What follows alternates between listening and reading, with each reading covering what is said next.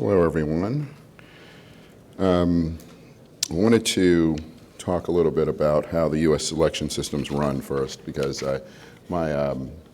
it's unlike a lot of your countries where it's very centralized. The U.S. system is very decentralized in that there's 9,000 jurisdictions across the country and basically administered on a local level.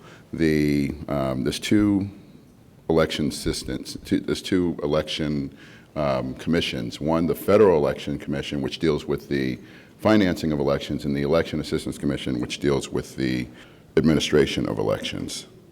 So I want to talk a little bit about my agency itself.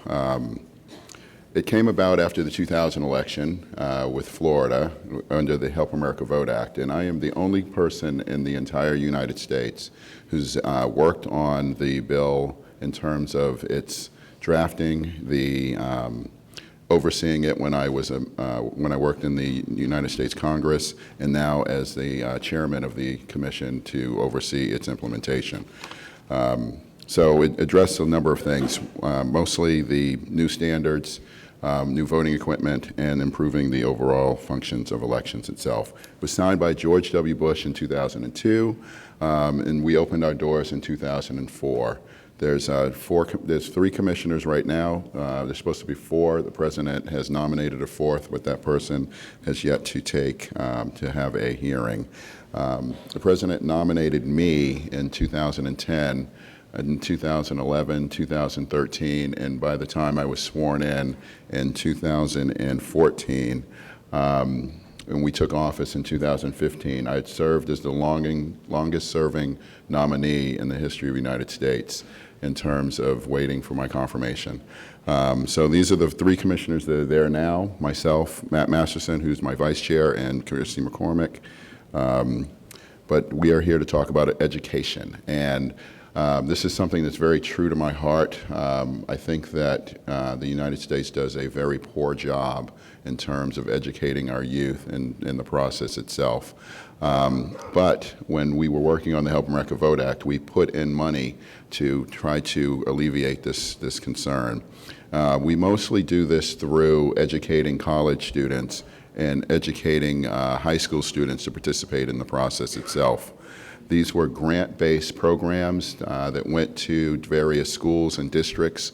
I believe 89 grants were given. So these are some of the colleges that received these grants, mostly all from the United States, obviously. But we also try to work in terms of with organizations in terms of like Rock the Vote, or there was an organization called the WWF, which was a wrestling organization, which did a lot in terms of ensuring that youth were being registered.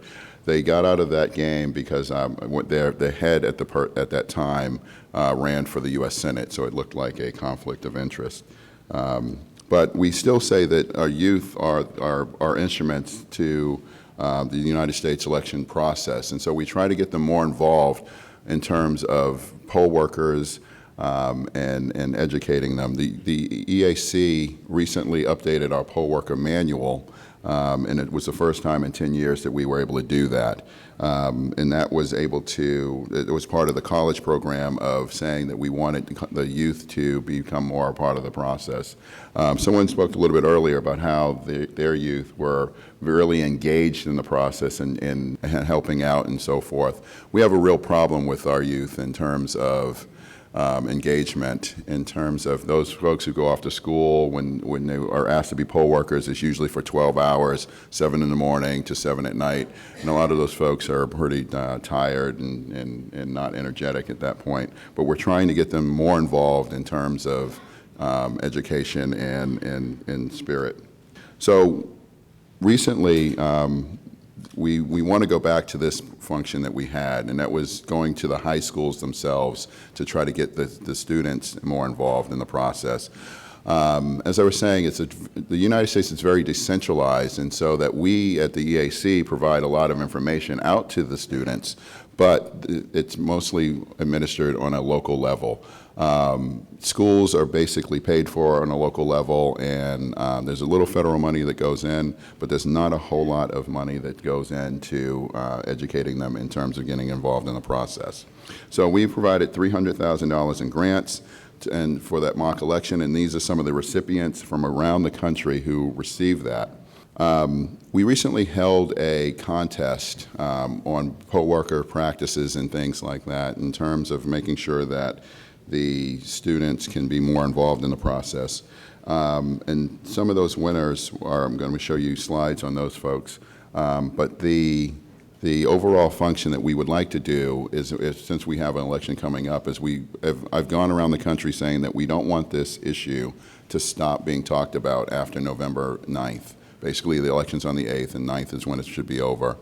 We want to start this up again in January, because when President Bush came on in 2001 and President Obama came on in 2009, both of those individuals instilled millions and billions of dollars into the election process. So we're hoping that whoever becomes president in the next election cycle, in this election cycle, will continue that tradition and put more money into the process so that we can continue to fund this education process for the youth and others as well. So these are some of the projects that we had done, and we want to make sure that we educate youth early, because as I was speaking from experience, when my mom brought me to the polling place when I was very young, and then my father also working with my mom to ensure that he voted as well, I think education is the key to a successful relationship in terms of elections,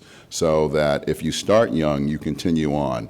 So if you start off when you're in your 40s and 50s, you're less likely to continue on. But if you start something when you're truly young, then you will continue on with that.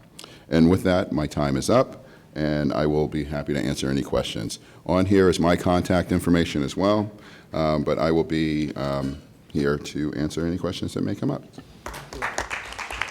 Thank you very much.